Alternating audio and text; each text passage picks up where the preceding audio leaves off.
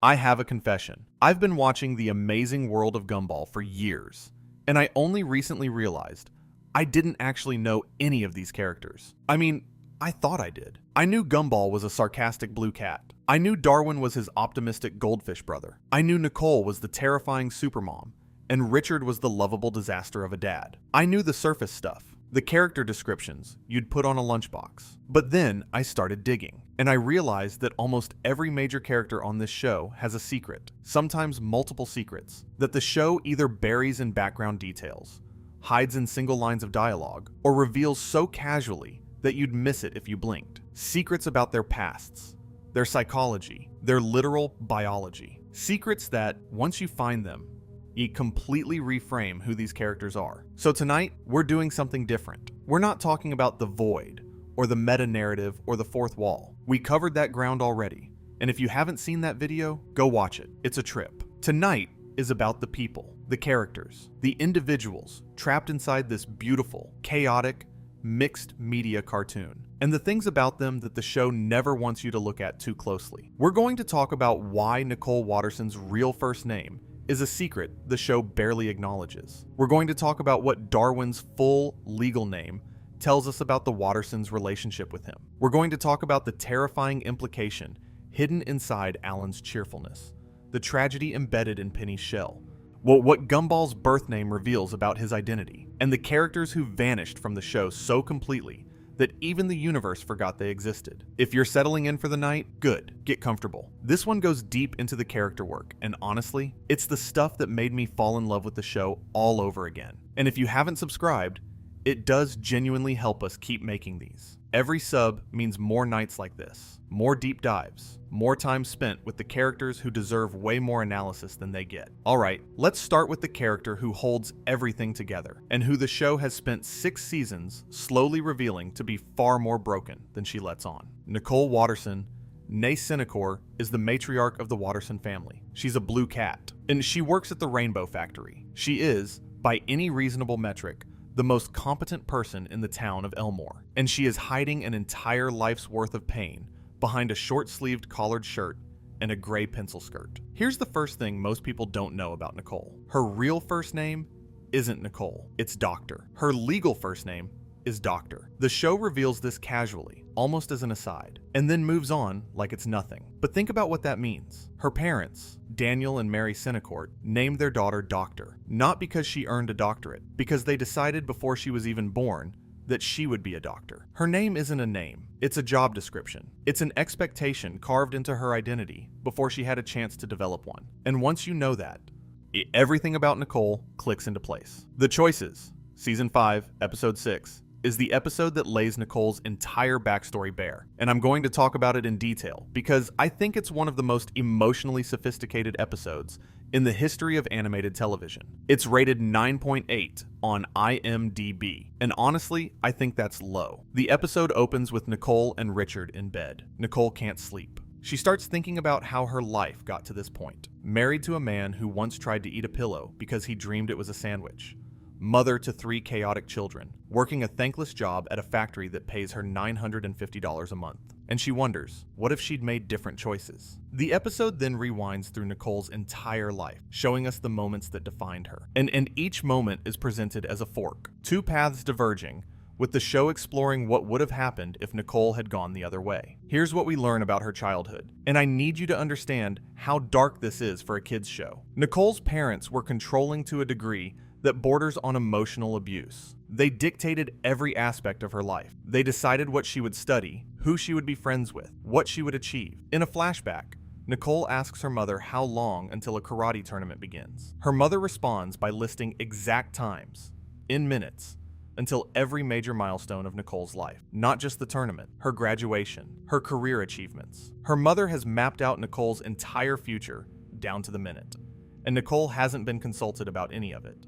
That Nicole was also a martial arts prodigy. She trained with Yuki Yoshida, who would later become Masami's mother, under Yuki's father's instruction. They were best friends and rivals, pushed to excellence by a system that valued achievement over everything else. And then they were forced to fight each other in a tournament final. Nicole won, but the way she won matters. She was losing badly. Yuki was more skilled, more disciplined, more trained. And at the moment of defeat, something inside Nicole snapped. She released an uncontrollable burst of energy, something raw and violent and not entirely human, and knocked Yuki across the arena. She won through rage, not skill, through the anger her parents had been building inside her for years. That moment destroyed her friendship with Yuki. It drove a wedge between them that lasted decades. And it taught Nicole something about herself that she's been running from ever since. Her greatest strength, her inhuman rage, the fire in her eyes, the literal supernatural energy she can generate, comes from pain. Her power is a weapon forged from a childhood of emotional neglect. In The Fury, Season 4, Episode 37, Nicole and Yuki have their rematch. Yuki has spent the intervening years training obsessively, preparing for this fight. Nicole hasn't trained at all. She gave up martial arts after the tournament, and yet Nicole wins again,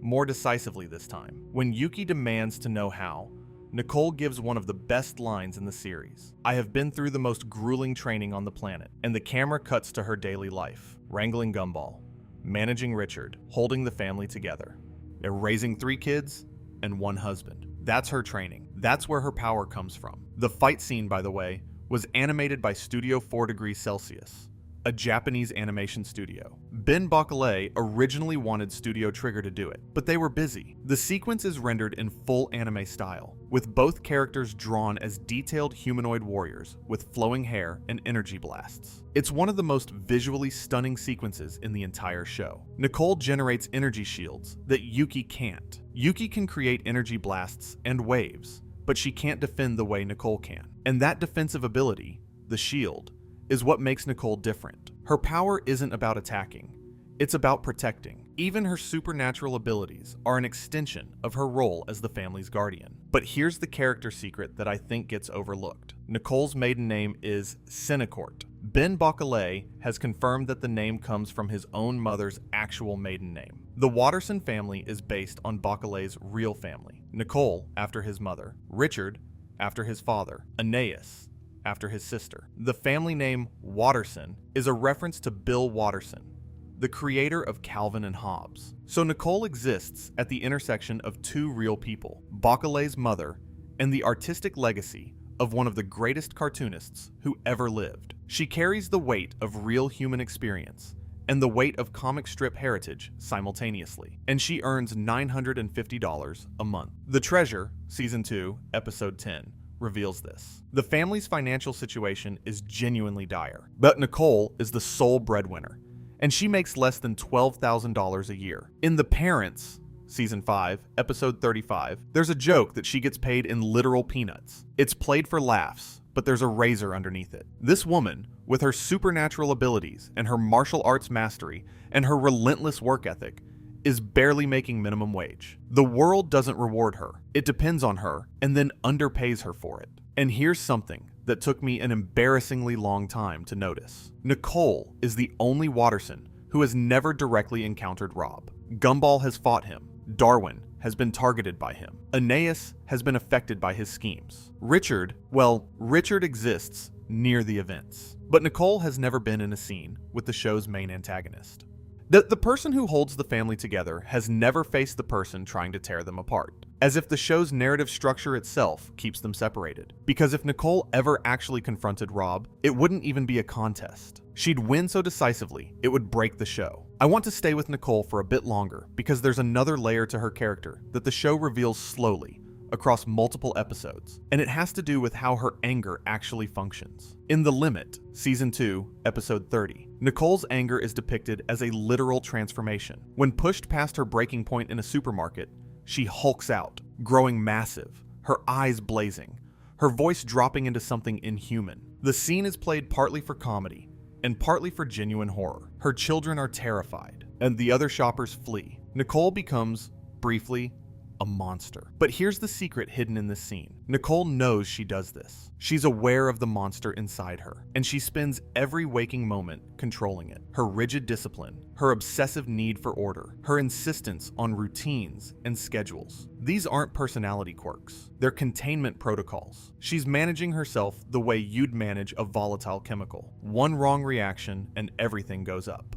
The Castle, Season 2, Episode 33, shows Nicole's penance stare. When she grabs Harold Wilson and forces him to look into her eyes, he ages visibly. His hair turns white. He's reduced to a gibbering wreck. Her eyes contain something. The show doesn't fully explain what, that traumatizes people on a fundamental level. It's described in fan communities as soul-snatching, and the show doesn't deny it. Nicole Watterson has the ability to look at a person and show them something so terrible that it breaks them psychologically. What is she showing them? The show never says, but I have a theory, and it's one I've been thinking about for a while. I think Nicole's penance stare shows people her life, her real life, the weight she carries, the childhood she endured, the thankless labor, the loneliness of being the only functional person in a dysfunctional world. I think she shows them what it feels like to be her for a single moment, and that moment is enough to shatter them. Because here's the thing about Nicole that the show keeps circling back to. She's tired. She's always been tired. In The Choices,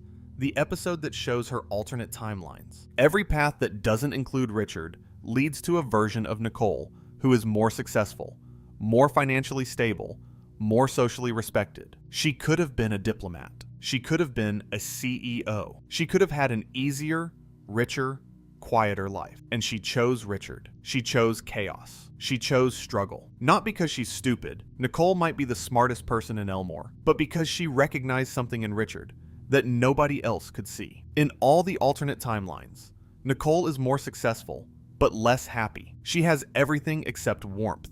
The versions of her that didn't choose Richard are accomplished and hollow. The version that did choose Richard is broke and exhausted and overworked and genuinely, painfully, stubbornly loved. That's Nicole's deepest secret. Not her real name, not her supernatural powers, not her traumatic childhood. Her deepest secret is that she chose this life, knowing what it would cost her, and she'd choose it again. Every morning she wakes up to a husband who once got his head stuck in a banister, to a son who set the house on fire trying to make toast, to a goldfish who calls her Mrs. Mom, and she chooses them over and over, every single day. I keep coming back to one specific detail about Nicole that the show buries so deep most people never find it. Nicole's wedding anniversary with Richard is November 1st, the day after Halloween, the day after a holiday dedicated to masks and disguises and pretending to be someone you're not. Nicole married Richard on the day the masks come off, and I don't know if that's intentional symbolism on the part of the writers, but it works too perfectly to ignore. Her whole life was about wearing a shell, performing excellence for her parents, hiding her rage, pretending to be fine. And she married Richard on the day after the costumes come off, because Richard is the one person with whom she never has to pretend. Richard doesn't need Nicole to be perfect. He doesn't need her to be doctor. He doesn't need her to win tournaments, or earn degrees, or meet impossible standards. He just needs her to be there. And for someone who spent her entire childhood being valued only for what she could achieve, being loved for simply existing, must feel like oxygen after years of holding her breath. There's also something worth noting about Nicole's relationship with Miss Simeon that spans the entire series and reveals a secret about Nicole's childhood that most viewers miss. In The Ape, Season 1, that episode 33, it's established that Miss Simeon has been teaching for millions of years. But in The Choices, when we see Nicole's childhood, Miss Simeon is already her teacher, and she's terrible to Nicole. She bullies her. She singles her out. She's cruel in the petty, sustained way that a bad teacher can be cruel to a child who doesn't deserve it. And now, decades later, Nicole's children attend the same school with the same teacher. Miss Simeon is still there, still teaching, still awful. And Nicole sends her kids to this school every day, knowing what Miss Simeon is like. She doesn't homeschool them. She doesn't fight to have Miss Simeon removed. She just endures it because the system doesn't change. The institution doesn't change. The best you can do is prepare your kids for what it will throw at them. Nicole's relationship with Miss Simeon is a portrait of how generational trauma perpetuates itself through institutions. The same teacher who tormented Nicole now torments her children, and the system that allows it has no mechanism for accountability. It's one of the show's quietest and most devastating commentary tracks. A children's show about how the adults who hurt you never face consequences, and how their continued existence in positions of authority is a daily insult to everyone they've damaged. Let me also talk about The Parents, Season 5, Episode 35, because it's an episode that reveals the final piece of Nicole's family puzzle, and it does so with a brutality that took me by surprise. In this episode, Gumball and Darwin invite Nicole's parents, Daniel and Mary Cinnecourt, to visit.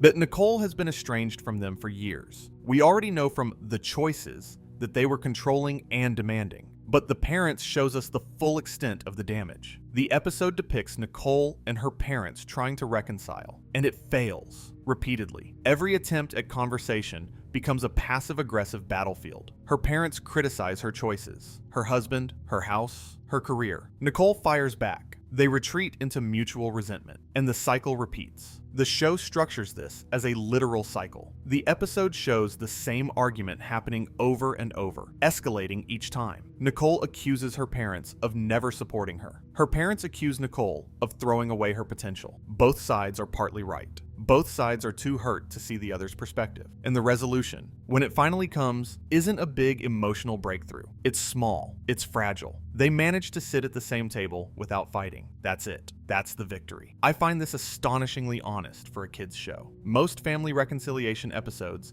end with hugs and tears, and the declaration that everything is forgiven. The Parents ends with a tentative ceasefire, not forgiveness, survival. The acknowledgement that sometimes the best you can manage with your family is coexistence, that some damage can't be undone, only managed. And there's a joke in this episode that hides a genuinely devastating detail. It's mentioned that Nicole only gets paid in peanuts at the Rainbow Factory, literal peanuts. And her parents see this, and it confirms every fear they ever had about her choices. Their daughter, the girl they named Doctor, the prodigy they trained for greatness, is earning peanuts while married to a man who can't hold a job. Every criticism they ever lobbed at her is, from their perspective, vindicated. But Nicole doesn't apologize. She doesn't regret. She stands in her small house with her chaotic family and her peanut salary, and she defends her choice. Because the alternative, the life her parents wanted for her, had everything except love. And Nicole chose love, even when love looks like Richard Watterson. Okay, I've spent a lot of time with Nicole, and I could honestly spend the rest of this video on her alone. But there are other characters with secrets that deserve attention. So let me shift to someone who seems much simpler on the surface, but is hiding something genuinely fascinating underneath. Darwin, Raglan, Caspian, Ahab, Poseidon, Nicodemus, Watterson III. That's Darwin's full legal name. And every single part of it tells you something about his relationship with the Wattersons. Let me break it down. Raglan, Caspian, Ahab, Poseidon, Nicodemus. These are all water-related or sea-related names. Raglan is a Welsh name associated with the coast. Caspian is the Caspian Sea. Ahab is the sea captain from Moby Dick. Poseidon is the Greek god of the ocean. Nicodemus means victory of the people, but has historical associations with water through various traditions. The Wattersons gave their pet goldfish, a fish, a string of names all connected to the sea, and the third. Darwin is the third. This means there were two previous Darwins, two other fish that the Wattersons had before this one. Did two other pets who presumably died, because goldfish don't live very long, especially in the care of Richard Watterson. Darwin isn't the family's first fish. He's the third attempt. The first two are never mentioned. They're just implied by that numeral, sitting quietly in Darwin's full name, a memorial to pets that came before. The Origins, Season 4, Episodes 21 and 22, tells the story of how Darwin became part of the family, and it's one of the most genuinely affecting stories in the entire series. The two-part episode reveals that Richard bought Darwin from the Awesome Store when Gumball was younger. Darwin was an ordinary goldfish. No legs, no lungs, no personality, just a fish in a bowl. But Gumball loved him. He talked to him constantly. He treated him as a real brother. And the show suggests, without ever quite confirming, that it was this love, this unearned and irrational and completely sincere love from a lonely kid toward his pet fish, that caused Darwin to evolve. He grew legs. He developed lungs. He learned to speak. He became, in every meaningful sense, a person. The secret of Darwin's existence is that he was literally willed into personhood by love. He's not a character who happened to evolve through some biological process. He's a character who evolved because the narrative needed a best friend for the protagonist, and the raw material happened to be a goldfish. Darwin is, in the kindest possible reading, a miracle. In the most cynical reading, he's a pet who was forced to become a person because his owner needed a companion, and the show explores both readings. And Darwin's loyalty to Gumball is absolute, but it's also complicated. In The Matchmaker, Season 3, Episode 13, Darwin becomes jealous of Gumball and Penny's relationship. In The Bros, Season 4, Episode 15, he actively tries to sabotage Gumball's relationship with Penny because he feels replaced. These aren't just jealousy plots. They're a character grappling with the fact that his entire existence is contingent on someone else. If Gumball doesn't need him, if Gumball finds a different companion, what is Darwin? What happens to a person whose reason for being is another person's loneliness? There's a detail in the origins that I've seen discussed in the fan community, but never given the attention it deserves. When Darwin runs away from the pet store after being sold, he begins a harrowing journey across Elmore to find Gumball. During this journey, he nearly dies multiple times. He falls down drains. He gets picked up by birds. He's almost eaten. And throughout all of this, he doesn't have legs yet. He's a fish, flopping across asphalt, suffocating, dying in slow motion because he can't breathe outside water. And then, at the moment he finally reaches the Wattersons' house, right when he's about to expire on the doorstep, he sprouts legs. He grows lungs. He screams Gumball's name. He becomes alive in the way that matters, just in time to not die. It's presented as heartwarming, and it is. But it's also brutal, if you think about it. Darwin's evolution wasn't gradual. It was trauma-induced. He transformed under the pressure of imminent death, driven by a desperate need to reach the person who gave his life meaning. His legs grew from pain, and his lungs developed from suffocation. He became human through suffering. I also want to point out something about Darwin that the show handles with remarkable subtlety. Darwin calls Nicole and Richard Mr. Dad and Mrs. Mom, not Mom and Dad, Mr. Dad and Mrs. Mom. This is a small detail that the show never explicitly addresses, but it says volumes. Darwin is part of the family, yes. He's loved, he's included, but he knows he's adopted. He knows he's not biologically a Watterson. And those extra syllables, that Mr. and Mrs., are the distance he maintains, the tiny gap between belonging and truly belonging. I think about this constantly, because it's one of those details where the more you examine it, the more it tells you. In real families with adopted children, the language of belonging is fraught. Do you call your adoptive parents mom and dad? When? Does it feel natural or performed? Does it make a difference that your siblings are biological and you're not? These are questions that real people struggle with, and Darwin's Mr. Dad and Mrs. Mom captures the entire complexity in 2 syllables. The show also gives us a moment in The Hero, Season 2, Episode 15, where Darwin's adoption is specifically invoked. Rob, during his reign of terror with the universal remote in later episodes, uses the concept of Darwin's adoption as a weapon. He creates subtitles that make Darwin think Gumball secretly sees him as a glorified pet. And what makes that moment so devastating is that it hits Darwin's deepest insecurity. On some level, he wonders if the family really sees him as a person, or just a pet that got upgraded. The Mr. Dad and Mrs. Mom isn't just quirky, it's Darwin's way of testing the boundary, of checking whether the family will correct him and say, just call me mom. They never do, and that silence speaks. There's also a fascinating detail about Darwin's biology that the show drops into The Origins and then explores in scattered episodes. Darwin doesn't need water anymore. He has lungs and can breathe air, but he still has his fish anatomy. He still has gills, even though they're non-functional. He has a tail fin that serves as his feet. His body is a hybrid, half fish, half humanoid, that evolved to meet social needs rather than biological ones. He didn't evolve to survive in a new environment. He evolved to belong, and his body carries the evidence of that evolution, like a scar. In The Safety, Season 4, Episode 16, Darwin becomes obsessed with protecting everyone from harm. He takes over the school's security systems. He censors content. He becomes, essentially, a nanny state unto himself. And the show plays this for comedy, but there's a character truth underneath. Darwin's protective instincts aren't just personality, they're survival strategy. He was a fish who almost died to reach his family. His entire existence is predicated on things being safe enough for him to survive. So of course he's obsessed with safety. Of course he wants to control for danger. The world almost killed him before he could reach the people he loves, and he's never gotten over that. Darwin also has what the show presents as a moral certainty that borders on rigidity. He always wants to do the right thing. He's always pushing Gumball toward ethical behavior. He's the conscience of the show, and this is usually presented as a positive trait, the loyal friend who keeps the protagonist honest. But The Possession, Season 6, Episode 30, hints at something darker. When Darwin is possessed or pushed to his limits, the moral framework doesn't hold. There's a rage underneath Darwin's sweetness that the show only occasionally lets surface. And when it does surface,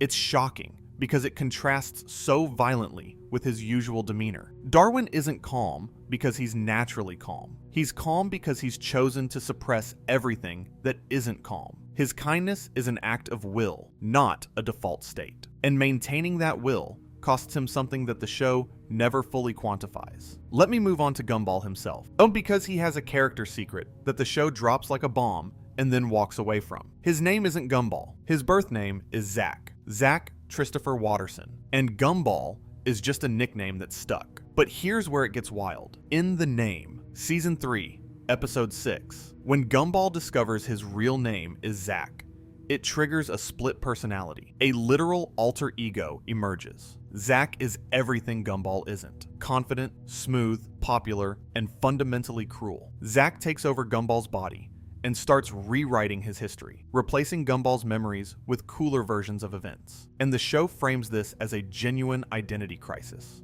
Gumball has to fight Zach inside his own mind to reclaim his identity. He has to go to City Hall and legally change his name to Gumball in order to destroy the Zach persona. And his legal name was literally trying to overwrite his personality. The secret here is deeper than it first appears. Zach is the name Nicole and Richard gave their son at birth. Gumball is the name the character chose for himself. The show is saying something profound about identity. You are not the name your parents gave you. You are the name you answer to. The person you become is not the person you were born as. And sometimes, the person you were born as is actively hostile to who you've become. I've seen fan theorists connect this to the show's broader meta-narrative in fascinating ways. If Elmore is a TV show within a TV show, then Zach is the character as originally written, the conceptual version of the protagonist before the show found its voice. Gumball is what the character became through 6 seasons of development, through the interactions with other characters, through the audience's relationship with him. Zach is the pitch document.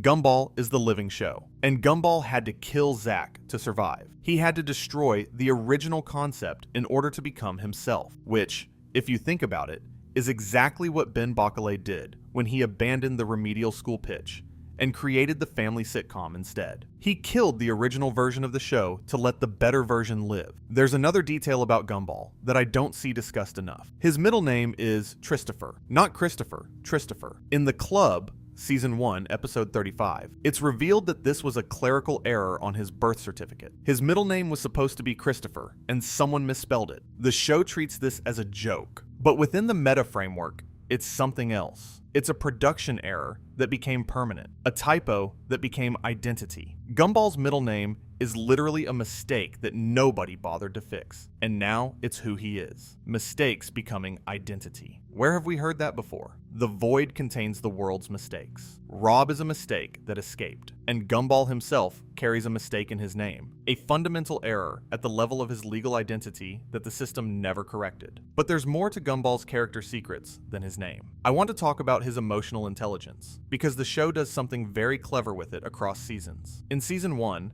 Gumball is mostly well-meaning, but naive. He's a kid. He makes mistakes.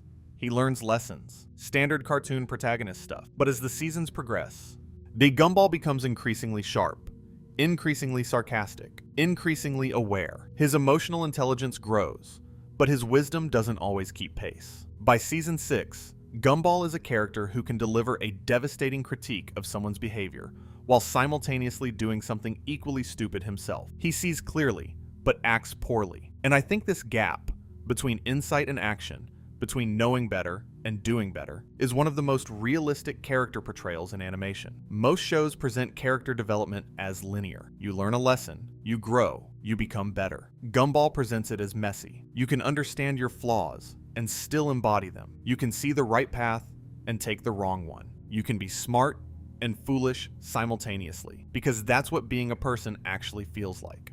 In The Saint, Season 3, Episode 10, Gumball spends an entire episode trying to make Alan angry. He's convinced that nobody can be as genuinely nice as Alan appears. He subjects Alan to escalating provocations, trying to crack his facade, and he fails. Alan absorbs everything Gumball throws at him with perfect equanimity. And at the end of the episode, Gumball does something unexpected. He admits he was wrong. He apologizes. He tells Alan that he's a good person. This episode reveals Gumball's deep discomfort with unconditional kindness. He doesn't trust it. He can't believe it's real. And I think that mistrust traces directly back to his childhood, to parents who are loving but chaotic, to a world that is frequently hostile, to a reality that might erase you if you become boring.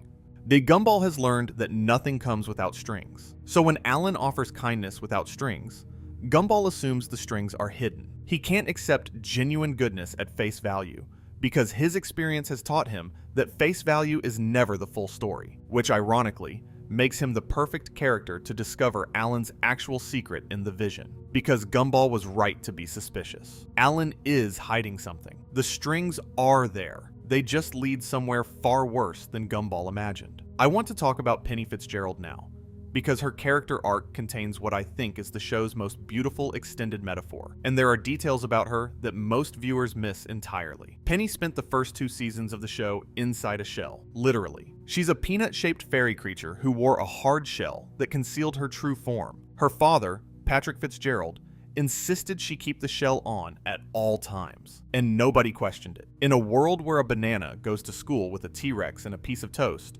a girl wearing a shell wasn't remarkable enough to warrant investigation. In The Shell, Season 3, Episode 20, Gumball accidentally cracks Penny's shell during a school play, and what emerges is not what anyone expected. Penny isn't a specific thing underneath the shell. She's everything. She's a shapeshifter, a fairy creature who can transform into anything based on her emotional state. A dragon when she's angry, a wolf when she's scared, a constellation of light when she feels free. She has no default form, because she has no fixed identity. And the first thing she feels when the shell comes off is terror. Not liberation, terror. She's been inside that shell her entire life. Her father put it on her to protect her, or to protect the world from her. And without it, she doesn't know who she is. She runs. She transforms uncontrollably. She becomes a succession of monsters and animals and abstract shapes, each one a different emotion made visible. Here's the detail that killed me when I finally noticed it. Before the shell, Penny's shell had antlers, like a deer. But Penny isn't a deer. She's a fairy. The antlers aren't hers. They're the shell's. The public-facing version of Penny had characteristics that weren't actually part of her. The person everyone at school interacted with, the girl with the antlers and the yellow shell, was a costume, a social mask. And nobody, including Penny herself,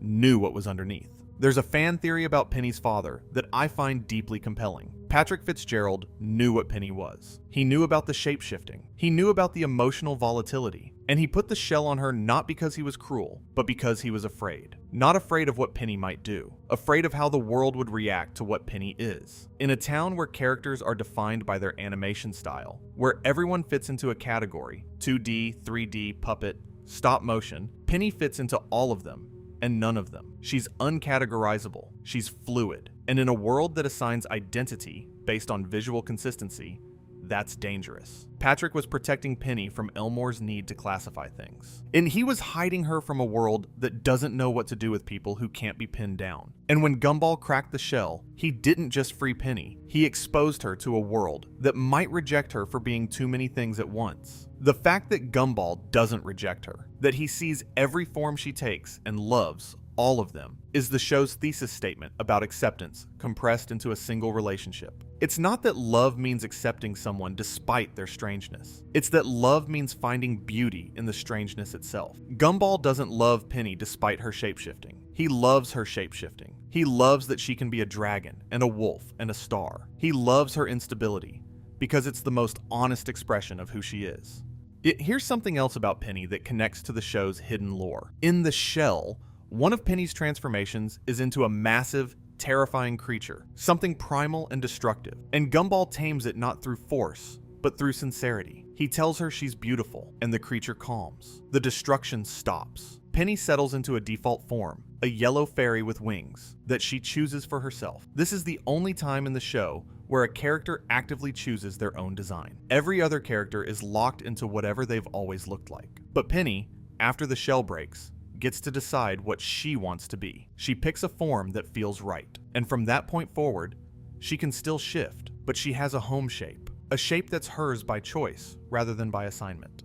In a show where characters are imprisoned by their archetypes, Penny is the one who broke free. And she only got to break free because someone loved her enough to let her be terrifying first. But I'm not done with the Fitzgeralds, because Penny's family has secrets of its own that most people don't notice. Patrick Fitzgerald, Penny's father, is one of the most quietly complex characters in the show. On the surface, he's a strict dad who disapproves of Gumball, standard sitcom stuff. But look deeper and something darker emerges. Patrick kept Penny in a shell. He didn't just prefer she wear it. He insisted on it. He enforced it. He was so committed to hiding his daughter's true nature that he treated her authentic self as something dangerous. In the shell, when Penny transforms for the first time, Patrick's reaction isn't surprise. It's fear, but it's a specific kind of fear. Not fear of what Penny has become, but fear that the world will see her. He knows what she is. He's always known. And he decided, unilaterally, that the world wasn't ready. There's a reading of Patrick that I find deeply uncomfortable, but hard to dismiss. He's a parent who saw his child was different, fundamentally, visibly, undeniably different from everyone else, and decided the solution was concealment. Don't let anyone see the real you. Wear the mask. Keep the shell on. Be normal. And the show lets you sit with the fact that Patrick wasn't entirely wrong. Elmore doesn't handle difference well. Characters who don't fit in get marginalized, forgotten, or sent to the void. Patrick's protectiveness comes from a real place, but it also came at the cost of his daughter's entire sense of self. After the shell, Patrick slowly comes around. By the transformation, Season 5, Episode 20, the rest of Penny's family removes their shells too, revealing that they're all shape-shifting fairy creatures. The whole family was hiding. Every single one of them was wearing a disguise. And the fact that it took Penny's rebellion to free the rest of them suggests that Patrick wasn't just protecting Penny. He was enforcing a family tradition of concealment. Generations of Fitzgeralds, hiding their true forms because someone, somewhere, decided that being real was too risky. The Fitzgeralds are, without exaggeration, a metaphor for every family that has ever hidden something about themselves to survive in a hostile world. And the show handles it with a gentleness that I find remarkable for a cartoon about a blue cat. Okay, I want to talk about someone who the fan community loves to analyze, and who I think is one of the show's most underrated character studies. Sarah G. Lotto, the ice cream cone. Sarah's surname is Lotto. G. Lotto. Gelato. Her name is literally ice cream in Italian. The show named her after what she is, which is itself a commentary on how Elmore works. Characters are often defined by their physical nature, named for what they look like, rather than who they are. It's as if the universe created them as objects first, and people second. But Sarah is so much more than her name suggests. She's introduced as a stalker fan of Gumball and Darwin, obsessive, boundary violating, and uncomfortable in a way the show plays for laughs. She follows them around. She writes fan fiction about them. She inserts herself into their lives uninvited. She's the character archetype of the crazy fan. But here's Sarah's secret, and it's one the show reveals gradually across seasons. Sarah is the most meta-aware character in the show, besides Rob and the Shady Man. Think about it. In The Fan, Season 3, Episode 2, Sarah provides the musical cues between scenes using a tape recorder. She hums the show's closing credits theme, which Gumball doesn't recognize because he's never heard it from outside the show. She knows things about the narrative structure of their reality that no other character has access to. She understands pacing. She understands dramatic tension. She understands that their lives follow a format. In The Test, Season 5, Episode 8, when Tobias begins replacing Gumball as the main character, Sarah immediately identifies what's happening. She doesn't panic or express confusion. She calmly diagnoses the situation using narrative theory. She calls it the grand sitcom of our lives and explains how character functions work. She understands the mechanics of their existence with the clinical detachment of a literary critic. And in The Shippening, Season 6, Episode 25, Sarah finds a notebook that makes anything written in it come true. And what does she write? Shipping fan fiction. She pairs up characters in romantic combinations, including pairing Nicole and Yuki, which Bacalé himself acknowledged as a nod to fan culture. The notebook literally reshapes reality based on Sarah's creative writing. Here's the implication. Sarah isn't just a fan, she's a creator. She has the power to reshape reality through narrative. That her fan fiction doesn't just reflect the world, it changes it. She's the closest thing Elmore has to an author figure within the fiction itself, and the show treats her as a joke character. The crazy fangirl who nobody takes seriously has more power over reality than almost anyone else in Elmore. I think Sarah is the show's portrait of fandom itself. Creative, passionate, powerful, and chronically underestimated. The world she lives in exists partly because people like her keep engaging with it, keep writing about it, keep caring about it, and nobody in that world appreciates what she does. They just think she's weird. Now, I want to talk about Anais Watterson, because she has a character secret that's hiding in plain sight, and that I think explains a lot about the family dynamics. Anais is 4 years old. She's in a higher grade than her 12-year-old brother. She's the smartest person in the Watterson family by a massive margin. She can solve complex mathematical equations. She reads at an adult level. She has a vocabulary that puts most grown-ups to shame. In almost every episode, she's the voice of reason, the person who sees what's actually happening while everyone else is distracted by chaos. And nobody listens to her. That's Anais's secret, not her intelligence. Everyone knows she's smart. Her secret is that being smart in the Watterson family is completely, utterly useless. She can see every problem coming. She can articulate exactly what needs to happen, and nobody cares. Gumball ignores her because he's busy creating disasters. Darwin defers to Gumball. Richard can barely remember she exists. The favorite shows that Anais is Richard's favorite child, but his version of favoritism is so passive and inattentive that it barely registers. And Nicole is so overwhelmed managing the rest of the family that Anais's contributions get lost in the noise. Anais is a genius, trapped in a family that doesn't need a genius. They need a firefighter. They need a crisis manager. They need someone who can physically stop Gumball from setting things on fire. Intelligence without authority is just frustration, and Anais's entire existence is defined by that frustration. In The Pest, Season 5, Episode 16, the show reveals that Anais is being bullied at school by Billy Parham, and the way the family responds is telling. Gumball and Darwin try to help, but their help makes everything worse. Nicole's approach is too aggressive. Richard is oblivious. Anais has to solve her own problem, the same way she always does, because the people who love her are fundamentally incapable of helping her in the way she needs. There's a detail about Anais that took me a long time to notice, and it's genuinely heartbreaking once you see it. Anais has a stuffed rabbit named Daisy the donkey. She carries it almost everywhere. She's 4 years old, and she clings to a comfort object, and nobody in the family questions this, because of course a 4-year-old has a stuffed animal. But Anais isn't a normal 4-year-old. She's operating at the intellectual level of a college student. She has the cognitive capacity to understand everything happening around her. The financial precarity, the near constant danger, the dysfunction, and the existential threats to their reality. She understands all of it, and she processes that understanding with the emotional development of a preschooler. Daisy the donkey isn't a toy. It's a coping mechanism. It's the one thing in Anais's life that doesn't require her to be smart. She can hold it and be a child. She can clutch it and not have to solve anything. Daisy is the safe space that Anais has built for herself inside a family that doesn't know how to give her one. Let me talk about the Robinsons now, because they have a character dynamic that I think is one of the show's most quietly devastating depictions. Gaylord and Margaret Robinson are the Wattersons' next-door neighbors. Gaylord is a puppet, literally, a Muppet-style character with felt skin and visible seams. Then Margaret is a caterpillar-like creature who speaks almost entirely through hums and gestures.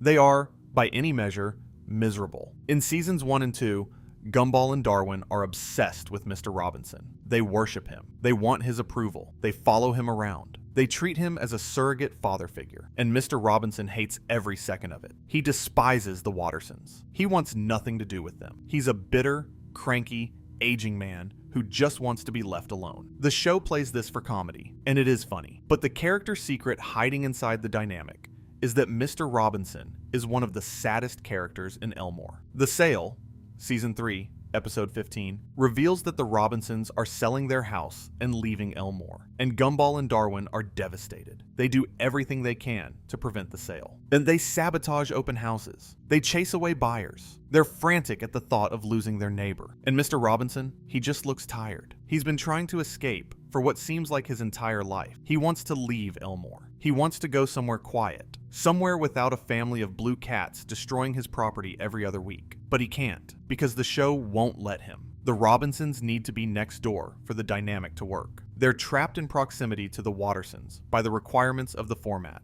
There's a moment in the series, I wish I could remember the exact episode, where Margaret Robinson speaks. Not hums, not gestures. She says actual words, and the effect is shocking. You've been watching this character for seasons, assuming she can't talk. And then she opens her mouth and speaks perfectly clearly. And Mr. Robinson reacts as if this is completely normal. She could always talk. She just doesn't. She chooses silence. I think Margaret Robinson's silence is the loudest character secret in the show. Here is a woman who lives in a world of constant noise and chaos, married to a man who is constantly complaining, next door to a family that regularly destroys property and violates boundaries. And she has chosen not to speak. Not because she can't, because she's realized that words don't change anything in Elmore. Nobody listens. Nothing improves. So why bother? Margaret Robinson is the character who has given up. Not violently, not dramatically, quietly. She's opted out of the conversation entirely. And the show respects her choice by rarely forcing her to break her silence. There's another neighbor I want to talk about, and his secret is one of the show's best hidden character details. Gary Hedges, or possibly Harry Gedges,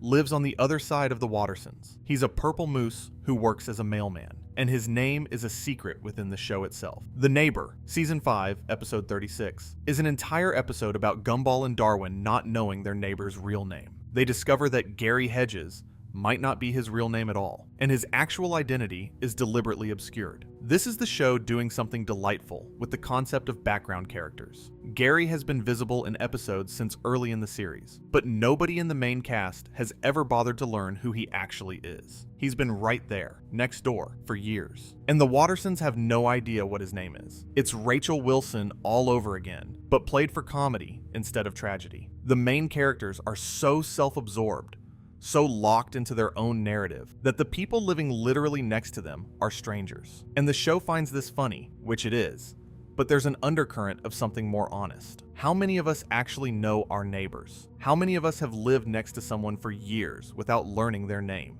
Gumball holds a mirror up to that social blindness and makes you laugh at your reflection. I want to spend some time now on a character relationship that the show developed slowly across multiple seasons, and that contains one of the most unusual character secrets in the series. Gumball and Hot Dog Guy. Their first encounter is in The Hug, Season 4, Episode 12. They share an awkward hug. Not a meaningful hug, not a dramatic hug, just an ordinary social interaction that goes slightly wrong. Their bodies press together for a second too long. The eye contact lasts a beat past comfortable, and from that moment forward, they cannot be in the same room without experiencing paralyzing, full-body cringe. The show commits to this bit across multiple episodes. The Awkwardness, Season 5, Episode 4, is an entire episode about them trying to navigate a grocery store without running into each other. The Cringe, Season 6, Episode 2, expands the dynamic further. Every encounter is worse than the last. Every attempt to normalize their relationship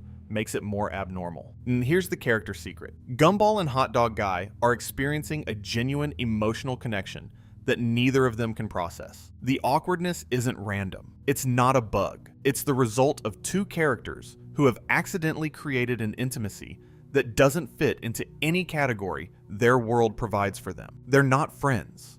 They're not enemies.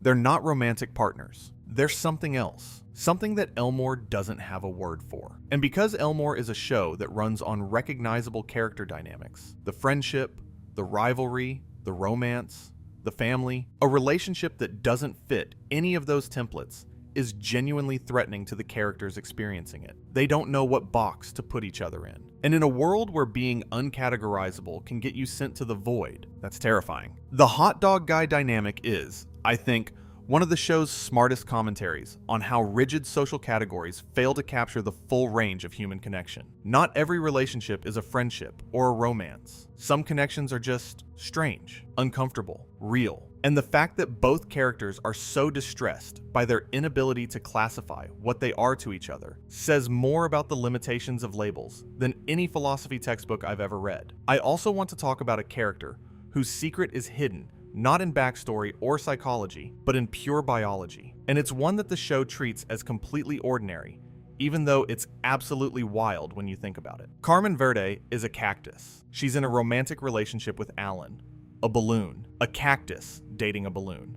And the show acknowledges this contradiction openly and cheerfully. Carmen can pop Alan by touching him. Physical affection between them is literally life-threatening. They love each other, and their love could kill one of them at any moment. This is played for comedy, and it's very funny, but there's a real emotional truth underneath it. Some relationships involve fundamental incompatibilities. Some people love each other, despite the fact that being close is painful. Carmen and Alan's relationship is a cartoon exaggerated version of every couple that has ever loved each other, while knowing, on some level, that they're dangerous for each other. And the show doesn't resolve this. They stay together. They don't change. Carmen doesn't file down her needles. Alan doesn't become puncture-proof. They just deal with it. Then they love each other with the full knowledge that their love comes with risk. And that feels more honest than most depictions of romance in any medium, let alone a children's cartoon. Let me also take a moment to talk about a character whose entire existence is a production secret that became a character trait. Larry Needlemeyer, the rock who works every job in Elmore, has a deeper secret than just his labor. The show reveals in The Laziest, Season 1, Episode 11, that Larry used to be called Lazy Larry. He was the laziest person in Elmore before Richard Watterson took that title from him. The loss of his laziness record completely transformed him. He went from a couch-bound slob to a workaholic who holds down dozens of simultaneous jobs. But here's what's fascinating about this. The show suggests that Larry's work ethic isn't genuine motivation. It's overcompensation. He swung from one extreme to the other. He went from doing nothing to doing everything, and there's no middle ground. He's not working because he loves work. He's working because he's terrified of being lazy again. His entire identity is built in opposition to who he used to be, and that opposition is exhausting. In multiple episodes, Larry is shown to be on the verge of collapse. He's stressed. He's underpaid. He's mistreated by the Wattersons specifically, and by Elmore generally. And the one time someone asks him about the meaning of life, in The Question, Season 3, Episode 28, he has an existential breakdown and walks into the ocean. Larry is a character study in the American work ethic taken to its logical extreme. He works every job because he defines himself by his labor. Take away his work and he has nothing. Not because he wouldn't have other things, but because he's forgotten how to value anything else. He lost his identity to laziness once, rebuilt it around productivity, and now he can't stop, because stopping would mean confronting who he is without a job title. The show also uses Larry to make a point about essential workers that feels uncomfortably prescient. Larry is the person who keeps Elmore's economy functioning. He's behind every counter, at every register, in every service role, and the characters treat him as furniture. The Wattersons routinely destroy his workplaces, steal from him, assault him, and generally make his life miserable. And he shows up the next day anyway, because someone has to. I want to pivot now to Frankie Watterson, Richard's estranged father, because his character secret is one of the nastiest reveals in the show. Frankie appears in The Signature, Season 3, Episode 27, and he is immediately charming. He's warm, he's funny, he's everything Richard clearly wishes he could be. Richard is overjoyed to meet his long-lost dad. The family welcomes him. It's heartwarming. And then the truth comes out. Frankie is a con artist. He abandoned Richard as a child. He's returned not out of love, but because he's trying to scam the family. Specifically, he attempts to adopt Richard's mother, JoJo, to become part of the family legally, which would give him access to their home and finances.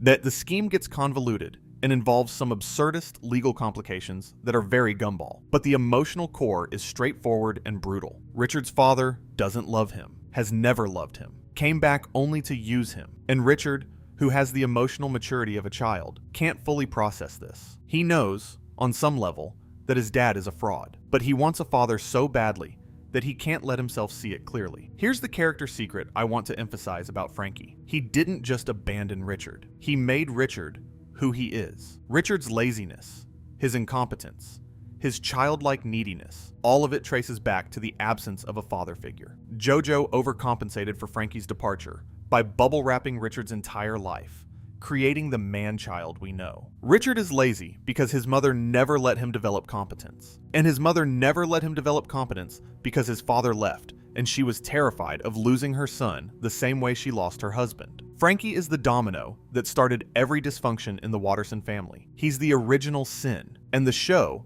characteristically, doesn't resolve this. Frankie doesn't redeem himself. He doesn't learn. He keeps being a con artist. Because some people don't change, and some wounds don't heal. And sometimes, the best a family can do is survive in spite of the damage done to it. Let me shift to some characters I haven't touched yet, whose secrets add texture to the show's world. Masami Yoshida is a cloud. She's the daughter of the owner of the rainbow factory where Nicole works, which means Nicole's boss is technically Masami's father. This creates a power dynamic that the show rarely addresses directly, but that sits uncomfortably beneath every Nicole at work scene. Nicole can't afford to upset her employer. Her employer's daughter goes to school with her children. The professional and personal are entangled in ways that constrain Nicole's already limited freedom. Masami herself has a character secret that The Storm, Season 2, Episode 25, reveals brilliantly. When Masami gets upset, she literally becomes a storm cloud. She generates wind, rain,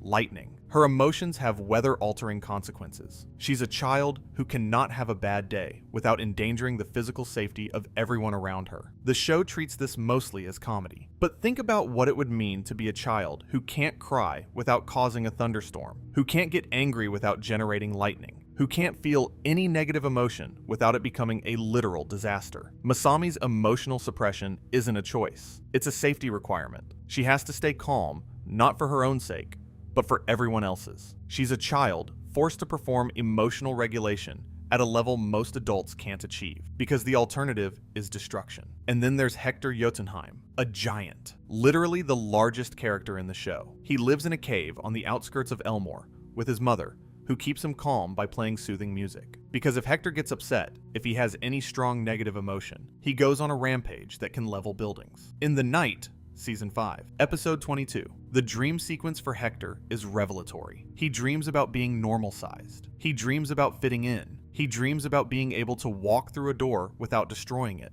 about sitting in a chair without crushing it, about existing in a world that was built for people his size. He just wants to be small, and he can't be. And the world has designed an entire containment strategy around keeping him docile, because the alternative is catastrophic. Hector's mother plays him lullabies and feeds him chamomile tea, not because she's nurturing, but because she's managing a threat. Her son is a weapon, and she's the safety mechanism. The name Jotunheim comes from Norse mythology. It's the realm of the giants. The show named Hector after the mythological homeland of beings that were too large for the normal world. And his name literally means he doesn't belong in the same place as everyone else. He carries the cosmic isolation of giants in his surname. I also want to touch on Julius Oppenheimer Jr., the bomb-headed character who appears in later seasons. His name is a direct reference to J. Robert Oppenheimer, the father of the atomic bomb. Julius literally has a bomb for a head. When he gets angry, his head explodes. When he's disgusted, his head explodes. Any strong negative emotion, and he detonates. The show named a child after the creator of nuclear weapons and gave him a body that is a literal bomb. That's dark even by Gumball standards. Julius is a walking weapon who attends middle school, and the show treats his explosive tendencies the way a real school might treat a kid with anger management issues, with a mixture of caution, exasperation, and insufficient resources. His parents are a stick of dynamite and a firework rocket. They're both drawn in a 1920s rubber hose animation style, like characters from a Fleischer Brothers cartoon. Their son inherited their explosiveness, literally and figuratively. This is a family where violence is hereditary, where the capacity for destruction is embedded in their physical design. They didn't choose to be dangerous. They were drawn that way. And that detail, drawn that way, is worth sitting with, because in Elmore, being drawn is being made. Every character's visual design is their body, their biology, their fate. A balloon will always risk being popped. A piece of paper will always risk being torn. A bomb will always risk exploding. Their vulnerabilities aren't chosen, they're designed. And the characters have to live with whatever vulnerability they were given by the people who created them. This is, when you step back and think about it, one of the most radical things the show does. It takes the arbitrary nature of character design, the fact that someone in a writer's room decided this one will be a cactus and this one will be a ghost, and turns that arbitrariness into a lived experience for the characters. They don't get to choose what they are, but they do get to choose how they respond to what they are. Carmen, the cactus, chooses to love a balloon even though her body is designed to destroy him. Terry, the paper cutout, chooses to participate in the world even though she's the most fragile thing in it. Carrie, the ghost, chooses friendship even though she can't physically touch anyone. Every character in Elmore is responding to the conditions of their own design, and the show argues, quietly and consistently, that those responses, not the designs themselves, are what define a person. You are not what you were made to be. You are what you choose to do with what you were made from. I want to also mention something about the show's treatment of romantic relationships across its character roster, because there's a hidden pattern that I think speaks to the show's values. Almost every significant romantic relationship in Gumball involves characters who are fundamentally different from each other. Gumball, a 2D cat, dates Penny, a shape-shifting fairy. Alan, a balloon, dates Carmen, a cactus. Carrie, a ghost, develops feelings for Darwin, a fish. Principal Brown, a furry slug, dates Miss Simeon, an ancient ape. Nicole, a cat, married Richard, a rabbit. None of these couples make visual or biological sense. They're all cross-species, cross-medium, cross-everything. The show never treats this as remarkable. Nobody in Elmore comments on the fact that a cat married a rabbit. Nobody finds it strange that a balloon is dating a cactus. The visual and biological differences that would be the entire plot of another show are simply the background conditions of life in Elmore. Love is so accepted in this world that the impossibility of it doesn't even register. And I think that's one of the show's most powerful character secrets. Not about any individual character, but about the world they all live in. Elmore might be dysfunctional. It might be chaotic. It might be haunted by an existential void that consumes the forgotten. But it's a world where love between different kinds of beings is so ordinary that it's boring. In a show full of secrets and horrors and hidden depths, the one thing that's completely out in the open, completely unremarkable, completely normal, is the fact that anyone can love anyone, regardless of what they look like, what they're made of, or what animation style they exist in. That might be the most radical thing the show ever does, and it does it so quietly that you barely notice. Let me talk about one more set of character secrets before we start wrapping up. And these are the ones about characters that exist at the very edges of the show. The ones that most viewers never think about, but whose hidden details reveal how thoughtfully this world was built. The background objects of Elmore, the ones that The World, Season 3, Episode 32, gives voices to, are not just props. They're sentient. They have inner lives. The pizza slice knows it will be eaten. The light bulb knows it will burn out. The pen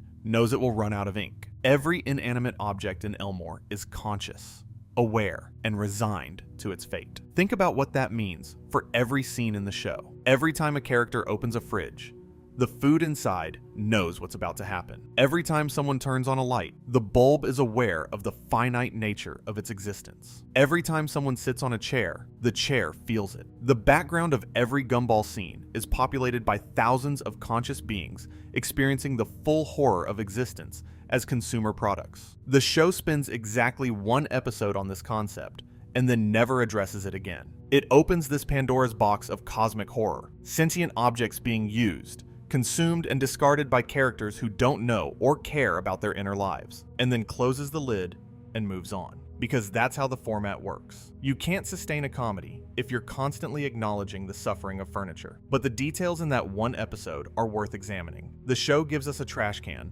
that knows it will be filled with garbage, a fire hydrant that knows it will be ignored until there's an emergency, a traffic light that controls the flow of the world, but has no control over its own existence. Each object has approximately 10 seconds of screen time, which is itself a commentary. Even in an episode dedicated to their perspective, the background objects barely get any attention. And there's one moment that I find haunting. A balloon that drifts upward, knowing that it will either pop when it reaches the wrong altitude or slowly deflate and fall back to Earth as a sad, wrinkled piece of rubber. The balloon character doesn't fight its fate. It doesn't struggle. It just rises, peacefully, toward its own destruction, because that's what balloons do. Now think about that in the context of Alan. Alan is a balloon character who has achieved sentience, relationships, friendships, a secret plan for world domination. But at a fundamental biological level, Alan is the same thing as that background balloon, an inflated piece of rubber that could pop at any moment. The difference between Alan and the background balloon is that Alan has been granted significance by the narrative. He has a name, a voice, screen time. And the background balloon has none of these. It exists for 10 seconds, and then the show moves on. The gap between a named character and a background object in Gumball is the gap between being remembered and being forgotten, between having a story and not having one, between surviving and being consumed. And The World is the one episode where the show acknowledges that this gap is not a reflection of worth. that the background objects have the same inner richness as any named character, but that the format cannot accommodate their stories. There are only so many minutes in an episode, only so many characters the narrative can serve, and everything else, every object, every extra, every element that doesn't fit, gets consigned to the background, aware and unserved. It's the void made visible, not the literal dimension of static, but the structural void that exists in every show, the space where the stories that can't be told go to wait for someone who has time to listen. But the fact that the show opened the box at all is what makes it special. It acknowledged that even the smallest, most insignificant elements of its world have depth. It said, everything here has a secret. Everything here is alive. Everything here matters. Even the things you'll never think about twice. And maybe that's the real thesis of tonight's video. Not any individual character secret, but the pattern they form when you line them all up. Every character in Elmore is hiding something. Every character has a depth the show doesn't fully explore. Every character, from the protagonist to the background objects, has an inner life that exceeds what the format can contain. The show is too small for its characters. 11 minutes per episode isn't enough time to do justice to people this complex. So the secrets accumulate. They build up in background details and throwaway lines and dream sequences and blink and you miss it moments. They pile up like sediment, layer after layer, until the ground you're standing on is rich with meaning you didn't know was there. And they wait for someone to dig. Someone with too much time and too much love for a cartoon about a blue cat. Someone watching at 2 in the morning, pausing and rewinding and squinting at background details. Someone like you, someone like me. That's what tonight has been. A dig, an excavation. And I'm telling you, we've barely scratched the surface. There are character secrets in this show that nobody has found yet. Details and background frames that haven't been screenshotted. Connections between episodes that haven't been drawn. The map of Elmore's character depth is unfinished, and it always will be, because the show keeps giving us more material to work with. The wonderfully weird world of Gumball, the revival that premiered on Hulu on July 28th, 2025, with 40 new episodes, is already adding new layers, new characters, new secrets. The show's commitment to character depth hasn't diminished with the revival. If anything, it's intensified. Matt Lazell, the new showrunner, has talked about wanting to return to favorite characters and tell new stories with them. Bocalé said the ideas for stories come from real places, stuff we share and think it's amongst friends. Real experiences becoming character secrets, becoming hidden layers in a cartoon that's deeper than it has any right to be. Alan is the nicest character in Elmore. He's kind to everyone. He never gets angry. He never raises his voice. He volunteers. He donates. He helps old ladies cross the street. He's the kind of character who, in any other show, would be the moral compass, the one everyone looks up to. And in The Vision, Season 5, Episode 17, the show reveals that Alan is secretly planning to take over the world. Not metaphorically, not as a joke that gets immediately walked back. Alan has a genuine, detailed plan to establish himself as a global dictator who will brainwash the entire population into permanent happiness.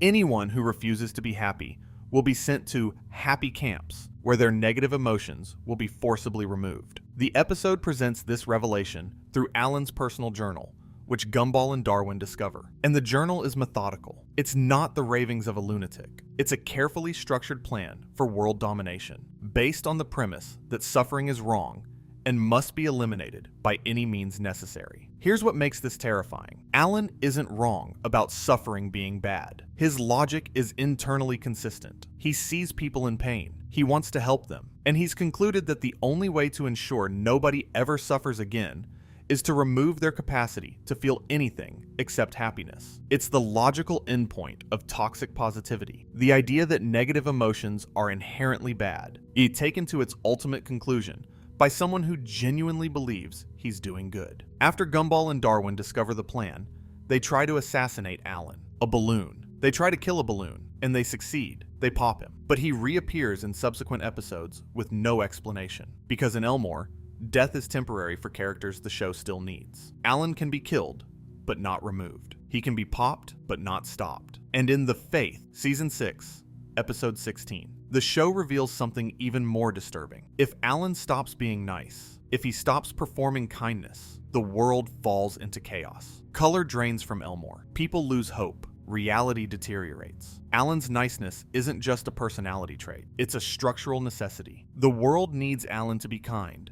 the same way it needs Gumball to be the protagonist. His positivity is load-bearing. Without it, the architecture of Elmore crumbles. So Alan is trapped. He has to be nice, because the world will end if he stops. But his niceness has curdled into something monstrous, a plan to force happiness on everyone, because genuine voluntary happiness is too unreliable to sustain a world. He's become the villain of his own virtue, and the show presents this with zero judgment. It doesn't tell you Alan is wrong. It shows you a character who was born kind, forced to remain kind, and driven mad by the requirement. There's a blink and you miss it detail in The Candidate, a season 6 episode where the school descends into chaos. In the background, during a scene where all the students are fighting, Alan can be seen grabbing Colin and slamming him against a locker with a furious expression. It lasts maybe 2 seconds. Nobody comments on it, but it's there. Alan, the kindest character in the show, violently attacking someone when he thinks nobody is watching. The mask slipping for a single frame. I want to talk about a character now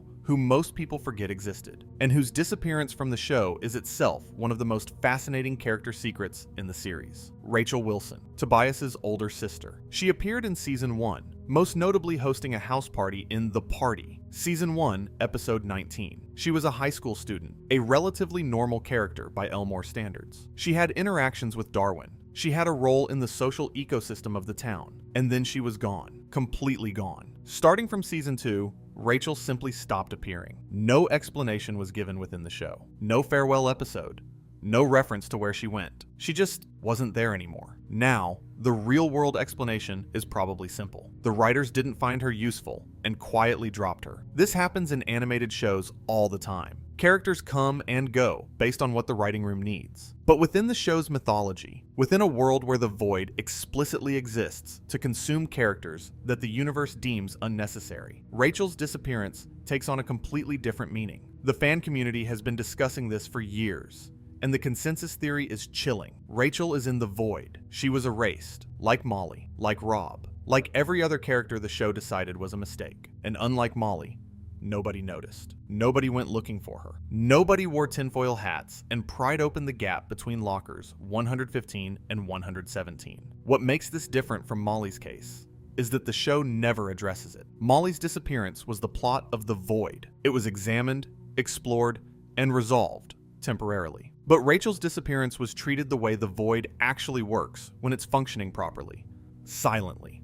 Seamlessly. Without anyone noticing. Tobias still appears in every season. He has a family. He has a life. And he never once mentions having a sister. Because he doesn't remember. Because the universe took his memories along with his sibling. Tobias Wilson is a character who lost a family member and doesn't know it. He walks around Elmore Junior High every day with a sister-shaped hole in his life that he can't perceive, because the world sealed it shut. I also want to explore some secrets about Gumball's middle name not being his only clerical error, because there's a pattern in this show of bureaucratic mistakes becoming permanent features of characters' identities. Richard Watterson has a secret that the show reveals across multiple episodes, and it's one that shifts between comedy and genuine tragedy, depending on how you look at it. Richard is, by most measures, the worst father in Elmore. He's lazy, gluttonous, incompetent, and dangerous. He once nearly destroyed the universe by getting a job. He's physically larger than any other character in the family, but emotionally, he functions as a fourth child, perhaps the neediest one.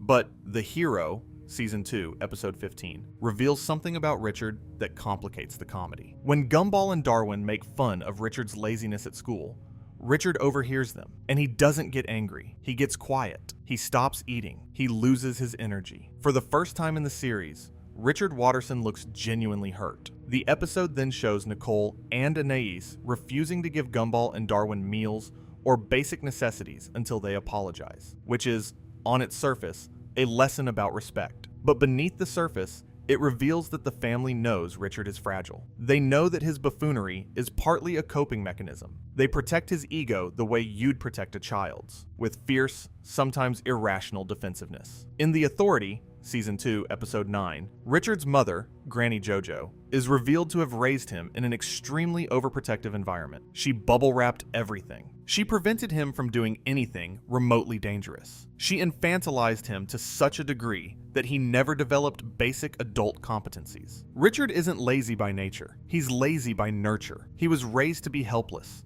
and he internalized that helplessness so thoroughly that it became his personality. And here's the tragedy hiding inside the comedy. Richard is aware of this, on some level. In The Father, Season 4, Episode 29, he meets his own estranged father, Frankie Watterson, and discovers that Frankie abandoned the family when Richard was young. Frankie is a con artist, charming, manipulative, and completely selfish. And Richard, despite being a grown man, still craves his father's approval. The show doesn't resolve this. It doesn't give Richard a cathartic moment of standing up to his dad and becoming a better person. And instead, Frankie keeps conning people. Richard keeps being Richard. The cycle of dysfunction continues, because in Elmore, as in life, trauma doesn't resolve in 22 minutes.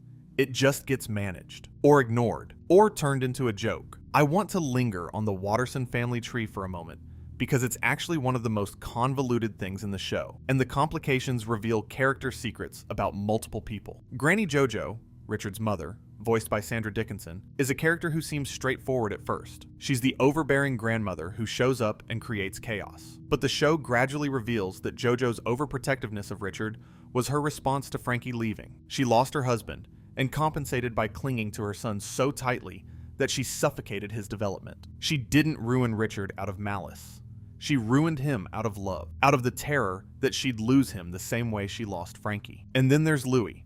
Louis Watterson is Jojo's second husband, introduced in The Man, Season 3, Episode 18. He's an elderly man who marries into the family, and Richard initially despises him. Richard sees Louis as a replacement for his absent father, which he is, technically, and resents the implication that his mother has moved on from Frankie. The Signature, Season 3, Episode 27, takes this family tension and turns it into one of the show's most absurdist plots. Through a series of increasingly ridiculous legal maneuvers, Frankie tries to adopt Richard, which would make Frankie both Richard's father and his son, creating an impossible family loop. The episode plays this for laughs. Well, obviously, but the underlying emotional dynamic is real. Richard is caught between a father who abandoned him and a mother who smothered him, and every new family connection creates more confusion rather than more stability. The Watterson family tree is a mess because the Wattersons themselves are a mess. But they're a mess that works. They dysfunction beautifully. And that's another of the show's quiet character secrets. That a family doesn't have to be functional to be real. That love doesn't require competence. That the people who drive you craziest are sometimes the people you need most. There's one more thing about Richard that I want to highlight before we move on, and it's a secret that the show reveals in the most Richard way possible. Richard is actually intelligent, not consistently, not reliably, but in scattered moments across the series, Richard demonstrates a surprising capacity for strategic thinking. In The Laziest, Season 1, Episode 11, he executes a genuinely clever plan to trick Nicole into making Gumball and Darwin do his chores. He hears Nicole coming home,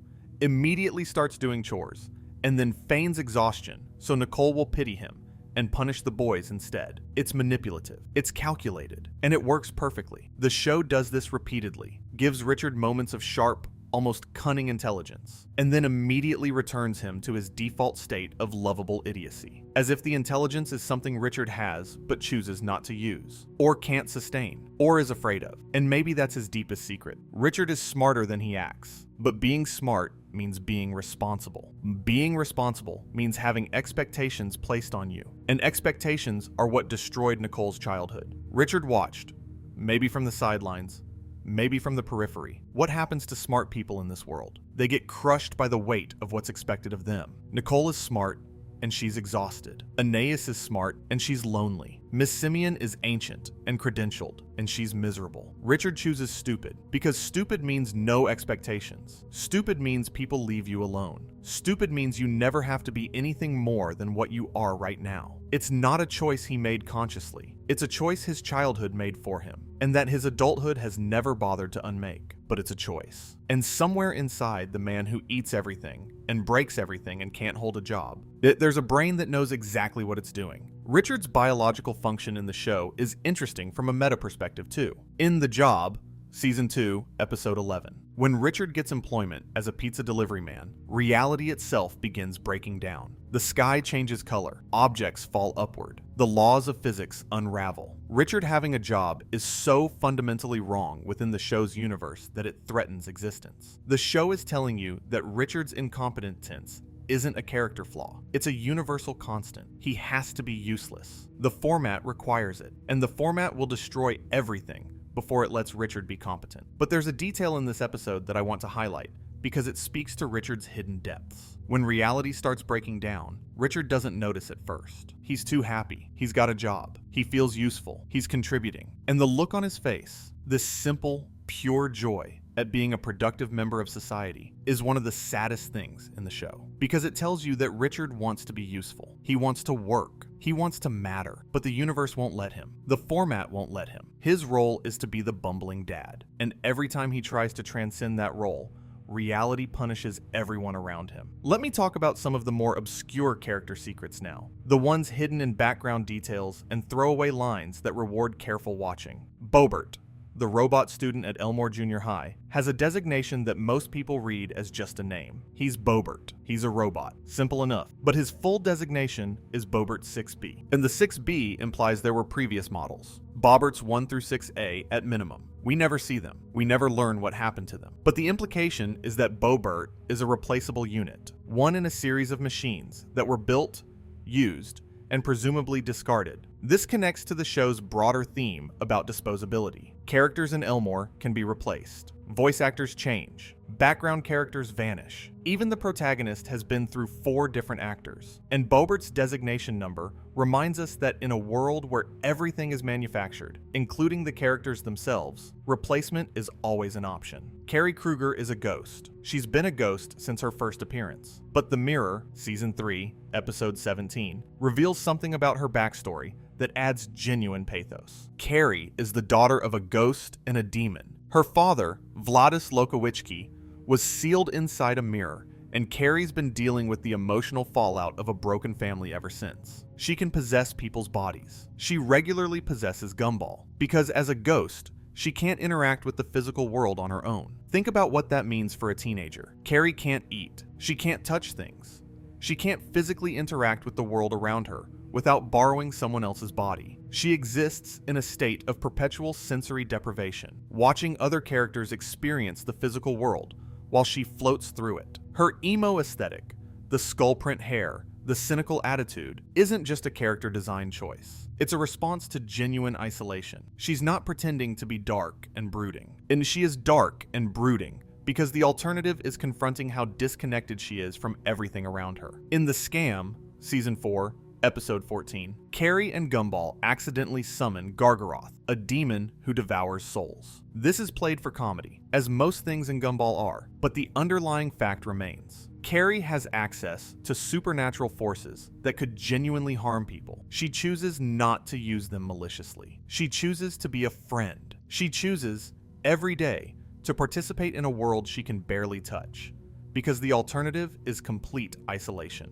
There's a character secret about Susie that I want to address because it's one of the show's most audacious creative decisions, and it doesn't get talked about enough. Susie is a live-action character in a show where everyone is animated, 2D, 3D, puppet, whatever. Susie is literally a real human chin with googly eyes stuck on, puppeted to move and talk. She's voiced by Aurélie Charbonnier from Season 3 onward. Fergus Craig did early appearances. She is, visually, the most real character in the show, and paradoxically, she's treated as the weirdest. The Weirdo, Season 5, Episode 10, is an entire episode about Susie being strange. She's ostracized by her classmates. She doesn't fit in. She doesn't conform to social norms. And the episode's resolution is remarkable. Susie doesn't change to fit in. She stays exactly who she is. And the show argues that her weirdness is actually her greatest strength. She's the most authentic character in Elmore, because she's never tried to be anything other than herself. Within the meta framework we discussed in the fan theories video,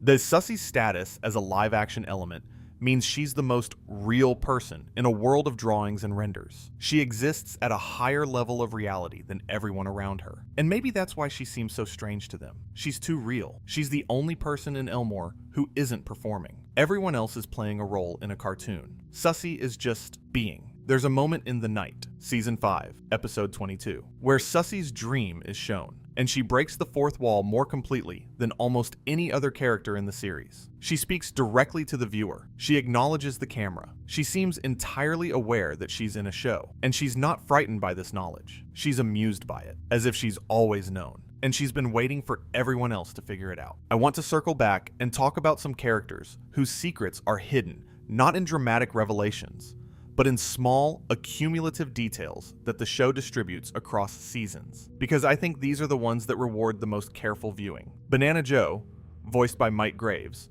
who was also the show's director for the first several seasons, has a secret that the Night reveals quietly. In his dream sequence, it's shown that Banana Joe secretly wishes he were normal-sized and has a crush on Sarah. His dreams reveal insecurities and desires that his class clown exterior completely masks. He puts on a show. He's always joking, always performing. And underneath, he's a teenager who wishes he fit in better and who's afraid to express his real feelings. The Potion, Season 6. Episode 20 follows up on this by giving Banana Joe his wish to be normal-sized. He drinks a potion and becomes small, and he immediately discovers that being small is terrible. It takes more steps to get anywhere. He can be beaten up easily. Everything that made him stand out, his size, his visual prominence, is gone. After one day, he wants to be a giant again. This is the show's commentary on the grass is greener fallacy, but it's also a character study. Banana Joe's size, which he perceives as a burden, is actually what makes him visible. In a world where characters can be erased for being unremarkable, standing out is a survival strategy. His joke-telling, his loud behavior, his physical presence, these aren't personality traits. They're defense mechanisms against irrelevance, against the void. Miss Simeon, the Wattersons' teacher, has a secret that the show reveals early and then keeps expanding across seasons. She is literally millions of years old. She's not metaphorically ancient. She is a Neanderthal-like ape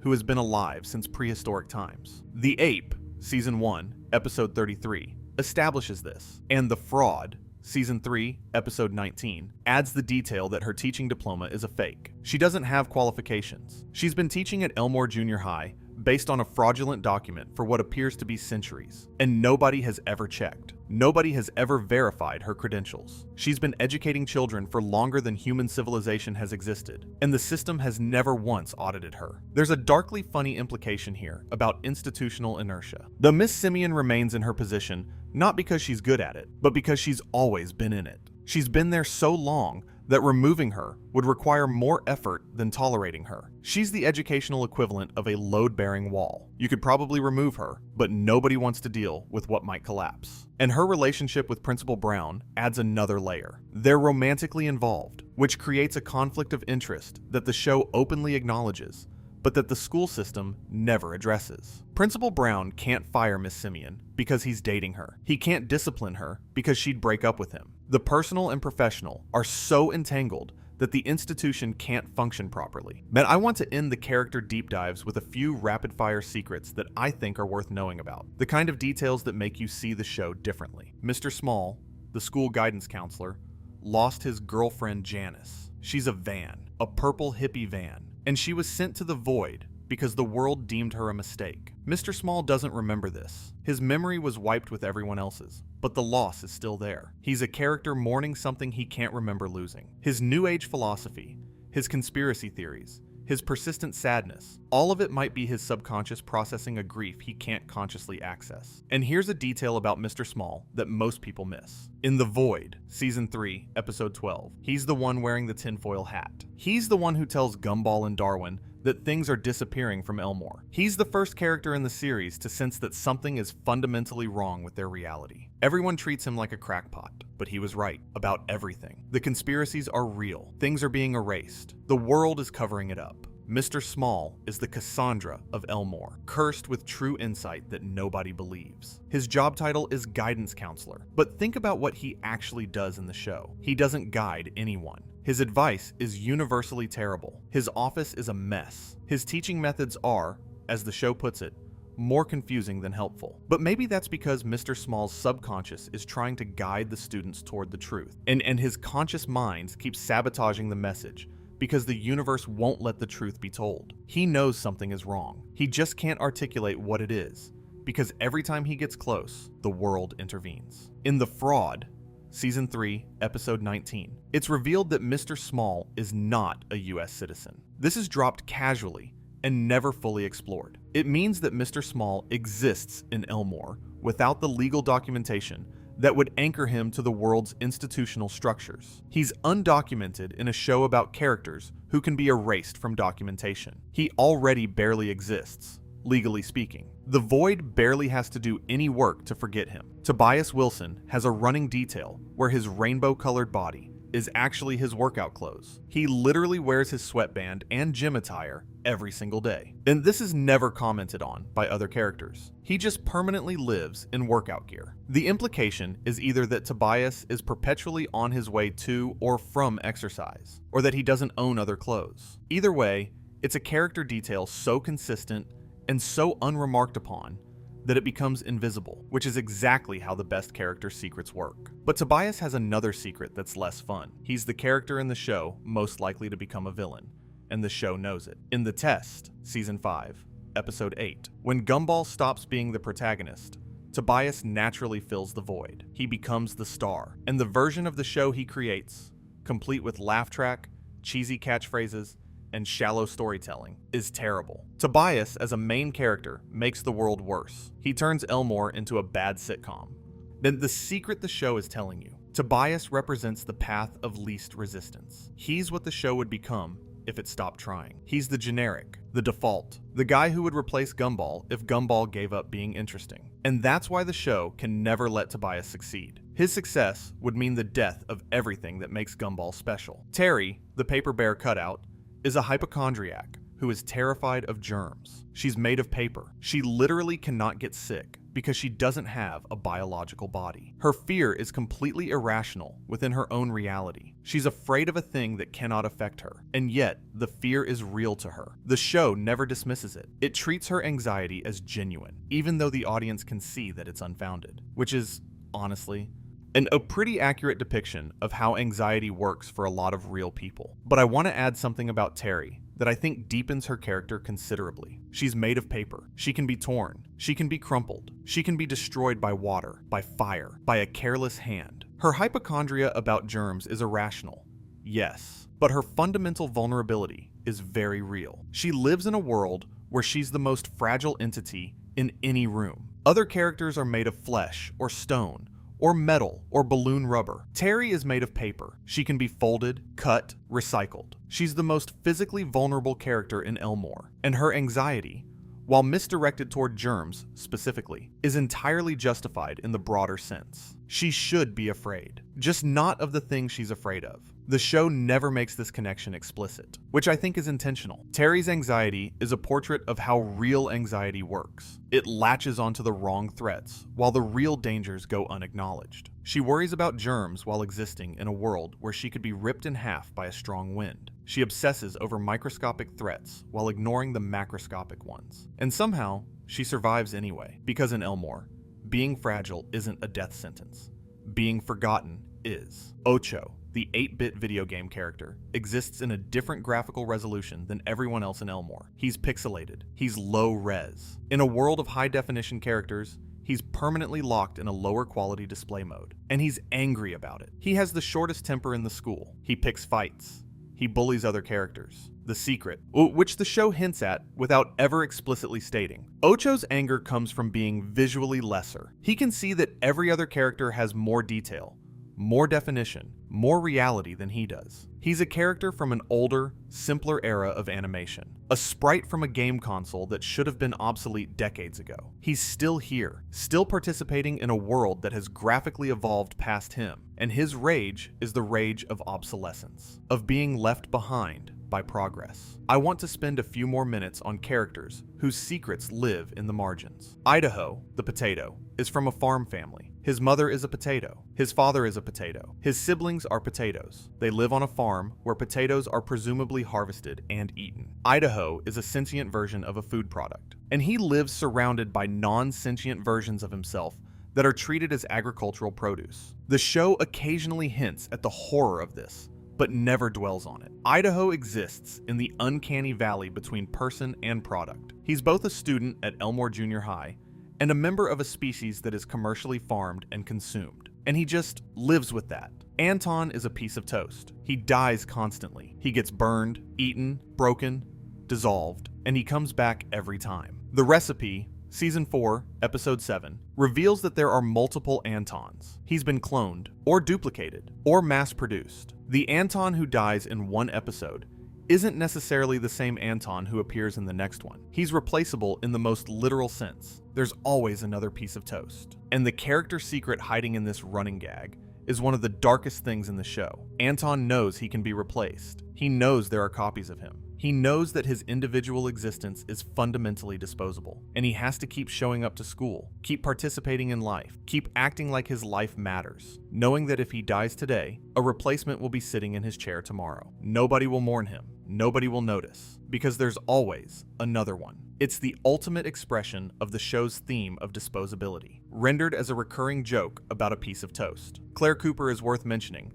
because she represents something specific about how the show creates characters. She appears in The Others, Season 4, Episode 4, and the episode is entirely about the fact that she's new. She's a new character who didn't exist before, and the show acknowledges this directly. Gumball and Darwin are aware that there are students at their school they've never met, which means there are parts of Elmore they've never explored. The Others is essentially an episode about secondary characters asserting their right to exist. Claire has a life. She has problems.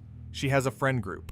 She has depth. And Gumball and Darwin have never noticed her because they've been too busy being the main characters. The secret Claire reveals isn't about Claire herself. It's about Gumball. His protagonist status makes him blind. He can't see the people in his own school because the camera doesn't usually point at them. And when the camera finally turns towards someone else's story, Gumball is initially confused and resentful. He doesn't understand why the world would focus on someone who isn't him. The show is self-aware enough to recognize that its own structure privileges certain characters and erases others. And The Others is its apology, or at least its acknowledgement, that every background character has a story worth telling, even if the show will never have time to tell most of them. Principal Brown is another character with a secret that the show treats as an open joke, but that has genuine implications. He's in a romantic relationship with Miss Simeon, his subordinate. This is a clear violation of professional ethics. He can't objectively evaluate her performance because he's sleeping with her, and the show depicts their relationship as messy,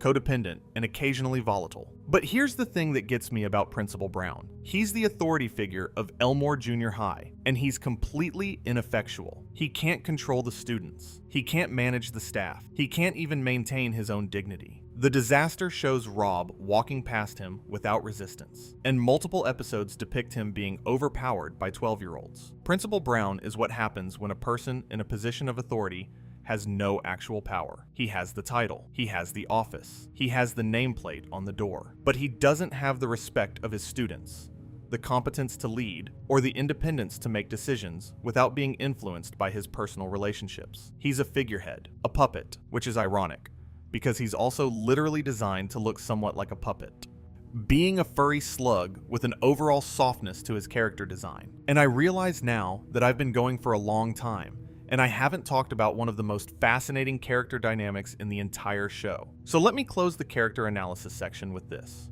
Gumball and Darwin's relationship is the beating heart of the show. Everything else, the meta-narrative, the visual style, the comedy, radiates outward from these two characters and their bond. And there's a secret hiding inside that bond that the show reveals slowly, across seasons, without ever announcing it. Gumball needs Darwin more than Darwin needs Gumball. Think about it. Darwin can survive without Gumball. He has social skills. He has empathy. He has moral clarity. He makes friends easily. He's well liked. If Darwin were the main character, the show would work. It'd be different, but it'd work. Gumball without Darwin is a disaster. He's abrasive, impulsive, and self-destructive. He doesn't have Darwin's emotional intelligence. He doesn't have Darwin's ability to diffuse situations. He doesn't have Darwin's kindness. Without Darwin as his conscience and his anchor, Gumball would spiral. The show demonstrates this repeatedly. Anytime Darwin is separated from Gumball, anytime they fight, anytime one is absent,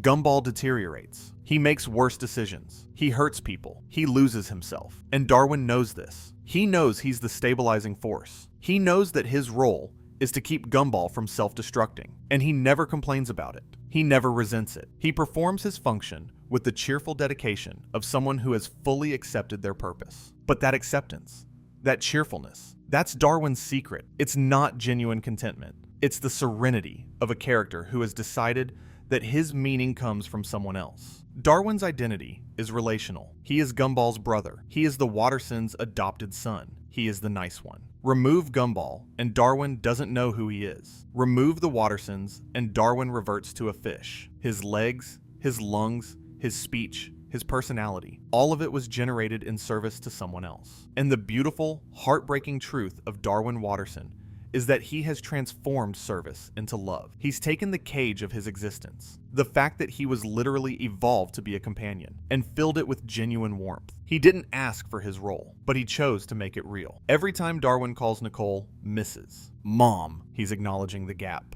Every time he smiles through a crisis he didn't cause, he's performing the role he was built for. And every time he tells Gumball to do the right thing, he's doing the thing he exists to do. Not because anyone programmed him, but because somewhere between growing legs and learning to speak, he decided that being good was worth doing, even if it was expected of him, even if it was the only option. That's the deepest character secret in the show. Not that the characters have secrets, but that every single one of them, from the protagonist to the piece of toast, has found a way to make meaning inside a world that assigns them roles they didn't choose. They're all doing their best, every day. In a town where reality is negotiable, and identity is fragile, and the void is always one boring episode away, they're doing their best. And most of the time, it's enough. And you know what I keep coming back to? The animation. I keep thinking about how the mixed media style isn't just a visual gimmick. It's a character statement. Each character's animation style is itself a secret about who they are. Nicole and Gumball are 2D characters. They're drawn, flat, vulnerable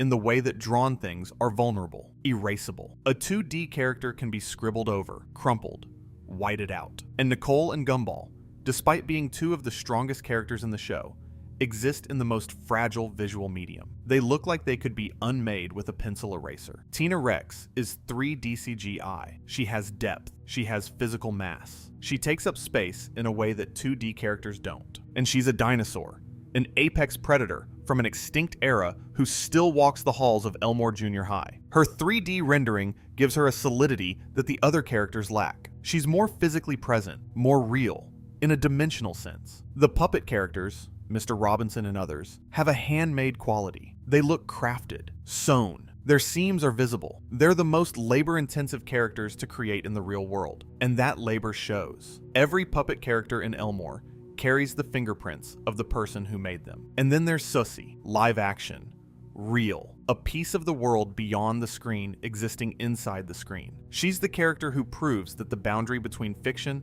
and reality is permeable. Every character's animation style is a statement about their relationship to reality. And the show never explains this. It just shows you a world where a 2D cat, a 3D dinosaur, a puppet, and a live-action Chin all go to the same school, and trusts you to feel the implications without needing them spelled out. Every visual choice is a character choice. Every style is a secret. Every single one of them is hiding something. And the things they're hiding are rarely what you'd expect from a kid's show. They're not hiding supervillain plans or secret identities. Well, except Alan. They're hiding pain, insecurity, grief, fear, the ordinary, devastating human experiences that we all carry and rarely discuss. I've been talking for a while now, and I want to share one more thought before we close. There's a character secret that applies to every person in Elmore, and it ties everything together. None of them know how much they matter to us. That sounds obvious. They're fictional characters, but in a show that flirts constantly with fourth wall awareness, in a show where the characters have almost figured out they're in a cartoon multiple times,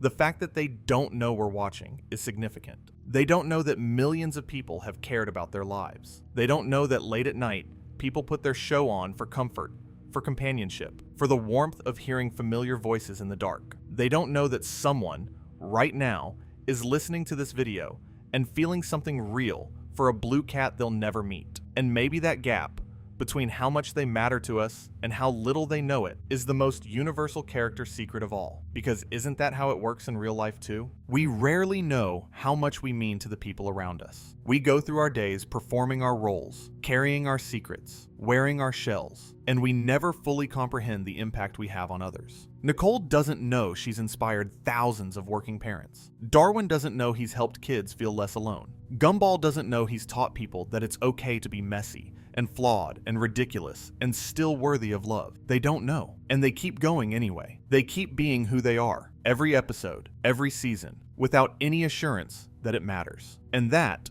more than any individual secret or hidden detail, is what makes these characters worth caring about. They do it for nothing. They do it without applause. They do it because existing is the only option. And if you're going to exist, you might as well do it with your whole self. This show about a blue cat and his fish brother has more emotional depth in its character work than most prestige dramas. And it hides that depth behind comedy so effectively that you might watch 100 episodes before you realize that every joke is also a revelation. If you've made it this far, you know what I know now. That these aren't just cartoon characters. They're people. Complicated, damaged, hopeful, scared, brave, broken, beautiful people who happen to be drawn in 6 different animation styles and live in a town where the laws of physics are optional. And that's what makes it impossible to stop watching. Not the jokes, though they're incredible. Not the animation, though it's stunning. It's the people. It's Nicole choosing love over comfort every single day. And it's Darwin carrying an entire ocean of names because one lonely kid needed a friend. It's Penny breaking her shell and discovering that she's everything. It's Gumball killing the version of himself his parents imagined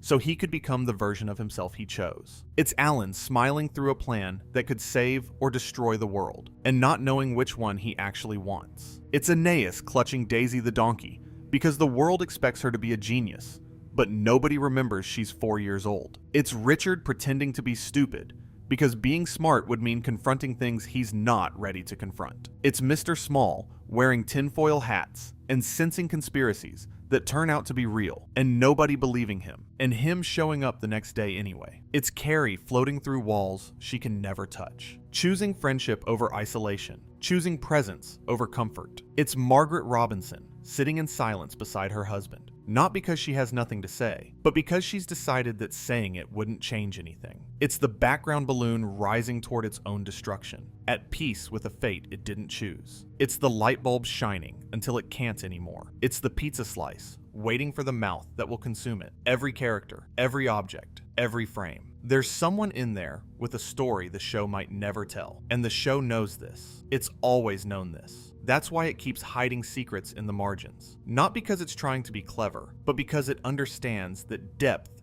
isn't something you announce. It's something you embed. You put it in the background, in the throwaway lines, in the silences between jokes, and you trust that someone, eventually, will notice. I think that trust is the most generous thing a show can offer its audience. The belief that we're paying attention, that we care enough to look closely, that the secrets are worth hiding because they're worth finding. And I hope tonight we found a few of them together. I started making this video thinking I'd talk about fun facts and hidden details, and I did. There are dozens of them in here, but somewhere along the way, it turned into something else. It turned into a love letter to character writing, to the idea that even in a cartoon, even in 11-minute episodes, even in a format designed to sell toys and hold attention between commercial breaks, you can create people who matter. People worth spending 2 hours talking about in the dark.